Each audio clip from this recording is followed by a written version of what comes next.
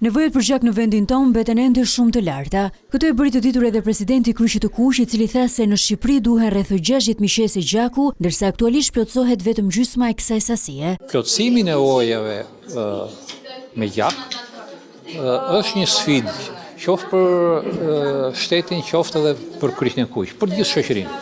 Nuk është e mundur që një aktor të realizojë plotësimin me nevoja për gjak.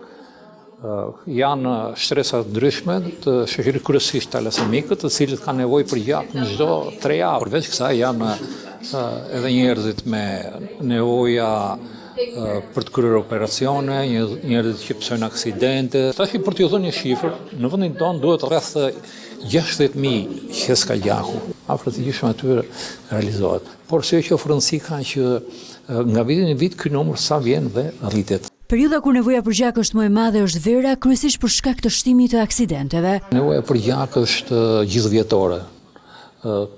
Nëse do të flasim për periudhën e verës, meqense qarkullimi i themi automjetëve i njerëzve është më i madh, numri i aksidenteve është më i madh, edhe nevoja për gjak në periudhë është më e madhe. I pranishëm në aktivitetin organizuar në kuadër të ditës botërore të dhurimit të gjakut ishte dhe ambasadori i Spanjës në Shqipëri, i cili përsolli një mesazh sensibilizues. Dhurimi i gjakut është një gest shumë i rëndësishëm dhe një akt bujarie sepse shpëton jetë. Qëllimi jonë është të nxisim dhe të promovojmë pjesëmarrje në mënyrë që sa më shumë njerëz të bëhen pjesë e kësaj iniciative. Edhe pse vitet e fundit numri personave që dhurojnë gjak është rritur ndjeshëm, nevojat vazhdojnë të mbeten ende shumë të larta.